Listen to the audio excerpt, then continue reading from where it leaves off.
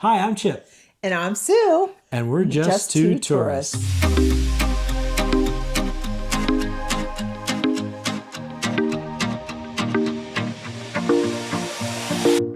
We are going to talk about our planning for our upcoming 7-night Disney Treasure cruise to the Western Caribbean.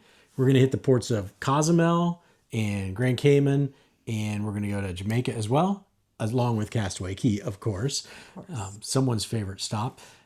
It's a first time we've been to the Western Caribbean, so we're looking forward to seeing some ports of call that we have not been to before. We're looking forward to that. We are traveling as a split couple on this one. One of us is gold and one of us is silver. So if you don't know what that means, as you cruise more often on Disney, you have different levels of service or loyalty. I'm silver because I've only been on a few cruises, but this is your 7th Disney cruise. Yep. So after 5 Disney cruises, you get to be gold. After your first one, you're silver. After 10, you get to be platinum. And after 25, you're at the top and you're a pearl. Goals. Goals. The one nice thing about that too is as you move up in the loyalty program with that, you get to book some of your activities earlier. We're going to talk about some of the things that we booked that we were able to get some things probably because Sue's a gold member. So a lot of times people ask, how do you get to cruise so often? Well, one of the first steps in planning is to book early. So the best price that you're going to get is the very first day that the cruise becomes available. So that means usually at least a year, maybe a year and a half ahead of time. So watch those dates or talk to your travel agent and make sure you know when to book that cruise to get the best rate possible. So we have been booked for a long time, so we've been doing a lot of planning, Right. lots of watching, lots of reading, and it's been really fun. When you book your cruise, one of the first decisions you have to make is where on the ship you want to book it and what type of cabin you want to book. So you can book an interior cabin, an ocean view cabin, which has a porthole window, a balcony, or you can, and different sizes of balcony. There's a family balcony that is larger that will sleep 5 typically. And then, of course, there's concierge. And when we look at where we're going to sleep on a ship, we tend to pick midships. There is less motion there in case you're prone to some sea sickness or motion sickness. Although we found that typically on those big ships, if it's something you're worried about, it's really not that bad unless there's some sort of storm going on. But midships is going to be better if you think you might be prone to motion sickness. Another decision is maybe to look at what activities you're going to do the most. Maybe you want to get a floor that's closest to all the kids' clubs, or we on past cruises we've enjoyed being on deck 2 that's closer to the entertainment and the main dining and the adult areas, and also And the shopping. and the shopping. But this time we chose deck 11 because I have cruised on the Wish with my sister, and it was fun being on deck 11 because you're right there by all the food and the ice cream In the pools. and the pools. So it's just very nice. We also, I always suggest getting a cabin near an elevator. A lot of times people are worried about the elevator making noise. It doesn't. No. It's just, if you are right near the elevator, it's so convenient to just jump out of your room onto that elevator. And then when you're coming back, it's just really nice and convenient. So look around at what is around you and what fits your family and your situation the best. Good point. Once you've done that, it's time to start thinking about all the activities. So even ahead of time, you can start looking at the different activities, but there is an activity booking date. And this is depending again on your castaway level, how many days before, and that will be noted on your reservations. So before that's open, you can still go on the Disney site and you can look at all the activities and you can look at all the different excursions that are available.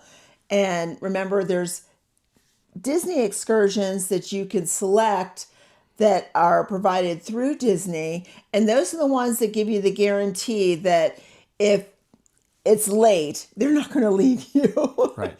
But there are lots of places that you could also do independent excursions too. It's just you need to be mindful about getting back to the ship on time. So looking at those times so you have enough time to get back on the ship because they will leave you. They will leave. Another option is sometimes there's ports that you could just go on your own and walk around the port. Maybe you don't want to spend too much time off the ship because truly these Disney ships are a destination in themselves. I know my sister, when we travel, she never wants to get off the ship. She just loves doing everything on the ship. And that's okay too. So that's another option that you need to think about for your family. Also, on that activity day, do you want to do any adult dining? Do you want to do anything in the spa? They have a rainforest room that you could book ahead of time. Do you want to do any of the alcohol tastings? Also, like for the kids, the Bibbidi Bobbidi Boutique. There's a lot of different activities, so you want to look through that list and get an idea of what you're going to be interested in. Right. And one tip too, for when you're in port, if you decide to stay on the ship, you'll find that the lines for some of the things are a lot lower. So for like the slides and some of those activities that are on board the ship, it'll be less crowded on the ship when you're in port. So Chip, what did we decide to do at our port? We've decided to do a few things. So in Cozumel, we are going to go on a catamaran sailing. That's going to take us to a place to go snorkeling. And then it's going to take us to a beach for a little while. We grab a hamburger or something to eat there. And then back to the ship. Now, we did book that early morning so that we'll probably take off around 8 or so, 8:30, and then come back around 12:30 or 1 to the ship on that. And then we'll have the rest of the day on the ship if we want to. So, Can I say, when you book these excursions, just remember this excursion says it's 4 hours, but they're including that time you leave the ship, your transportation to the excursion, and your transportation back. Right. So when it says 4 hours, you're not going to be on the beach for 4 hours. No. So you need to make sure that in your mind, your expectations are correct, because some of these excursions may include a bus ride that may be an hour just for the bus ride there and an hour back. So that actual activity may only be an hour long. So just take that in consideration and make sure you read all about that excursion. And a lot of times you can look at the excursion and then maybe go online to get some reviews, or go on YouTube and get a better idea of what you'd like to do. Right. So we're doing that in Cozumel. Yep. So what else are we doing? Let me see. Then after that, we go to Grand Cayman, and we have a very full day on Grand Cayman. Yes, we do. But on Grand Cayman, our excursion will be a distillery tour and a beach break. So we're going to go to a rum distillery, spend probably, I bet we're there an hour maybe, taking a look at that distillery, and then we'll go to a beach for maybe another hour, grab a bite to eat, and hang out, dip our toes in the water. In Grand We're Cayman. not going to get a bite to eat because you're going to hear why we're this not is going to true. get a We bite probably to eat. won't get a bite to eat. So, and Grand Cayman is another one of those ports that's a little bit different. It's a tender port. That means that the port is not big enough to accommodate the ship. So it will anchor out in the bay, and you will take little shuttle boats or tenders into it. So if you're taking a Disney excursion, you're already going to be set for that time. But if you're just going on to the port, or you have a private excursion, you're going to have to make sure you take into account that you will have to get on the tender, and there's only so many boats, and it does take a while to get there and to get back. Yeah. And this will be our first time on a tender port. Yes, it will. Should be interesting. Yes. Okay, what about Jamaica? So in Jamaica, we're going to Falmouth, Jamaica. And on that day, we decided not to book any excursions. We did learn through our research that that port has been kind of redone recently. So it's been really cleaned up, and a lot of new stuff has gone on there. So we're just going to take some time and walk around the port, right where the ship docks, and see what it's like. Maybe do a little shopping, and then head back onto the ship that day. Yeah. Oh, let's rewind why our Grand Cayman Day is going to be very busy. very full. One of the other things for your booking activities is the adult dining. A very popular activity for adult dining is the Palo Brunch. So it's a brunch. We've done it several times, but we always try and book it. And this time we booked it too. booked it. So in the morning, our reservation is at 10 o'clock. So we'll be going to Palo Brunch, and it's their specialty dining, and it's adults only, and it's all you can eat. So we're going to have to really control ourselves, because then we have our excursion, and then when we get back from our excursion, we're going to get ready and we have Palo dinner. Yes.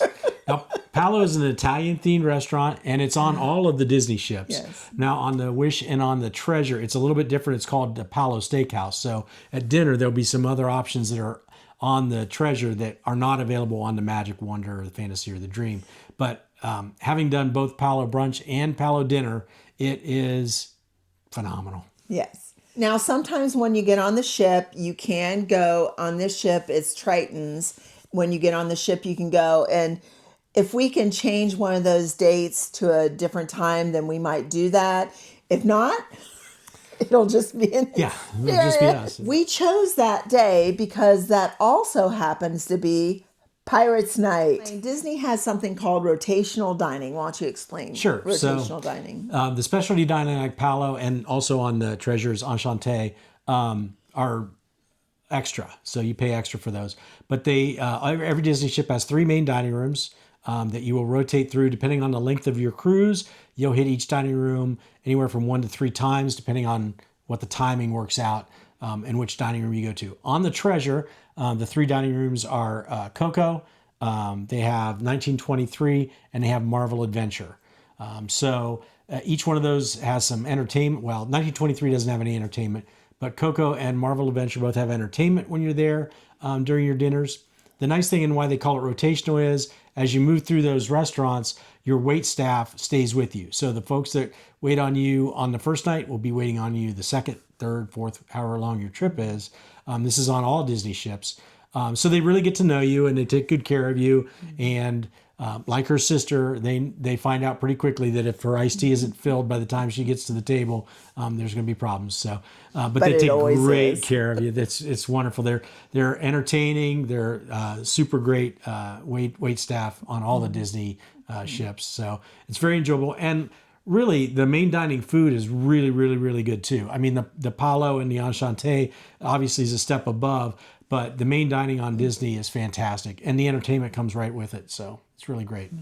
So since the Treasure is a 7-night cruise, then that means that you'll go to each rotational dining 2 times each, plus a third, but that third one doesn't matter because that will be Pirates Night. And on a 7-night, the Pirates Night, no matter what restaurant you go to, you're all going to get the same menu because it helps the kitchens get through because there's lots of activities. There's 2 different shows and fireworks on the deck for Pirate Night. So it helps things go more smoothly on that night. There's just lots of activity going on Pirate Night.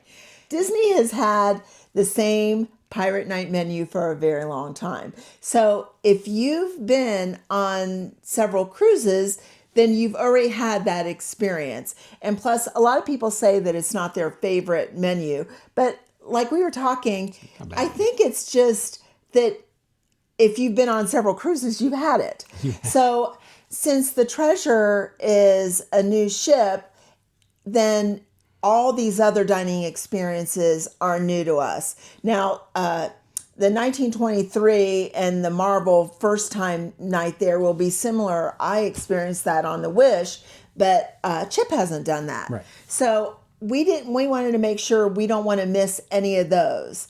Palo Brunch is only offered on the sea days. There's 2 sea days, but on this sailing, there's a lot of high-level Castaway members. So the only brunch day that was open was Grand Cayman Day. So that's why we ended up picking it that day.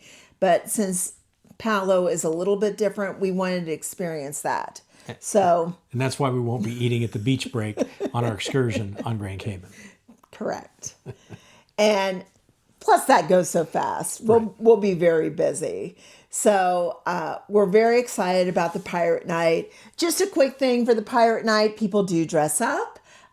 You'll see a lot of people in full pirate uniforms. Sometimes Chip usually has a shirt. I have pirate ears. Maybe you dress like a little bit piratey. So whatever you want to do, but do something because it's fun. Right. And you'll get a bandana. So yeah. Lowest common denominator, put the bandana they give you on your head, and there you go. You're dressed up for Pirate Night.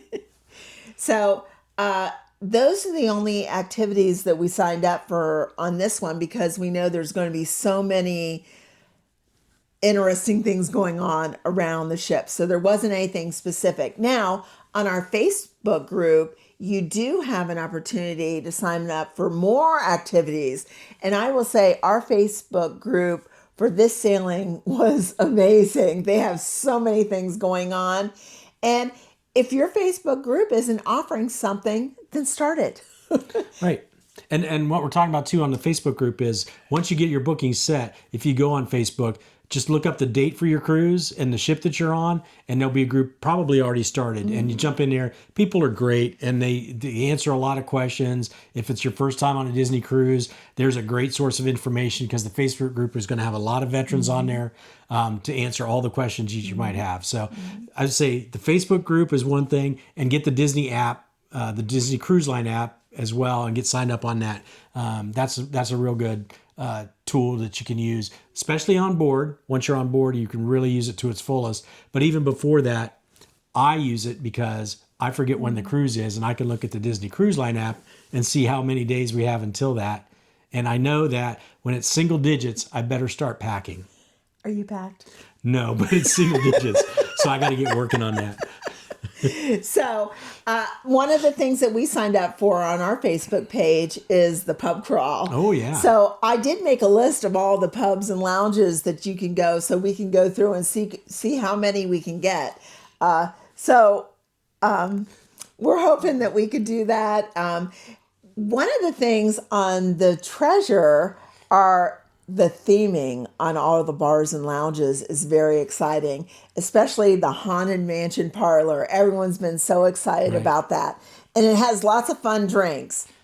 What are you looking forward to? Well, I'm looking forward to the Haunted Mansion just because the effects there are going to be great. The Skipper's Canteen is probably going to be pretty cool too, which is themed on the Jungle Cruise. So I'm looking forward to that.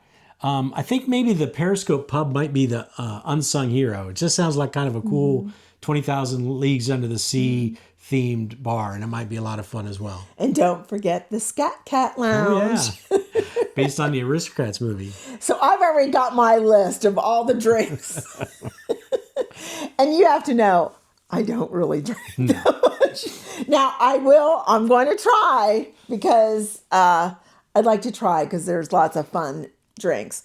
Also, there's lots of fun non-alcoholic drinks. Right. So every day there's an alcoholic and a non-alcoholic special, but all of those lounges also have a non-alcoholic version or specialty drink. Right. The same thing at your main dining, you'll have a alcoholic and non-alcoholic specialty drink. And sometimes they come with special cups. Yeah. And maybe special ice cubes. Yes. Yeah, it's a lot of fun. There's so many things that Disney takes care of everybody. And from our perspective as, two older adults with no kids traveling with us, a lot of folks are like, well, if you go on Disney, it's all just kid. No, it's not. There are so many places for just adults that are great. Cove Cafe, there's pools and stuff that are sectioned off as well. There's a whole beach that's just for adults on Castaway Cay. So if you're an adult with no kids, don't be afraid to go on a Disney cruise. The level of service, the food, the entertainment is so fantastic. It's really worth it. Now, there's so many activities going on, and with this being a new ship for us, we want to join in. But really, on our last cruise, we found out that when all the ship, everyone's over at one section, we just go to another section and enjoy some alone time and some quiet time. Yeah. So you have those choices. You can spend some time on your balcony. If everyone's up on the pool deck at a deck party, then go try one of the lounges while people aren't there, or maybe a lounge later at night or when some other activity is going on. Right. And I also would suggest going to all the shows, but there are people that will skip a show. And that's what's so nice on a 7-night is you do have those C days. extra time. And you will have, while there won't be one of the big Broadway shows each night, there's always like a magician or something, but again, you don't have to always go to that too. So, and I think that we probably won't be going to those because we want to spend some time in those lounges. Exactly.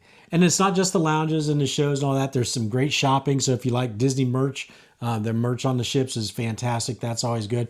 And some of these lounges now have some specialty drink cups, souvenir cups that you could take home with you as well if you're into that kind of collection. So it's a lot And of fun. popcorn, because there is a theater, a movie theater, and also the theater to go see the shows. And you're going to see the new Moana show that everyone is raving about. And Beauty and the Beast is also on this. And we know on the Dream, we saw Beauty and the Beast, and it's my across the cruise favorite. So we're going to have to see if Moana could beat that. And I saw Seas the Adventure on the Wish, and it's really great too. So I'm looking forward to those. Now, Moana's only on the Treasure right now, so this is the only place to get it. And the research has shown that if we're not in line an hour before the Moana show starts, we're not seeing the Moana show. It's very popular. Yeah. And here's your tip. Everything on Disney, show up early. Yeah. Don't show up at the last second. Or just realize that you may not make it. I know like their bingo is very popular. And if you don't get there early, you're just not going to have room to get in. So that's always a good tip, to show up to events early. Yeah. Especially ones that really are important to you. Right. And then, so watch for your activity date and know what you want to do, and have several excursions. Some excursions that are popular may sell out. So just have in mind a couple different things that you would like to do and the different activities. And then the next thing to look for is your check-in date. What's confusing, you get a port arrival time. That's the time you arrive at the port. And then you get a boarding group. So a lot of times people will get a port arrival time, and that's when you get there. But truthfully, we usually get a pretty early boarding group and port arrival time. But when you're there, after you check in, there is sometimes a wait before they start calling the groups. Right. So if your port arrival time is noon, then you would get there and check in at noon.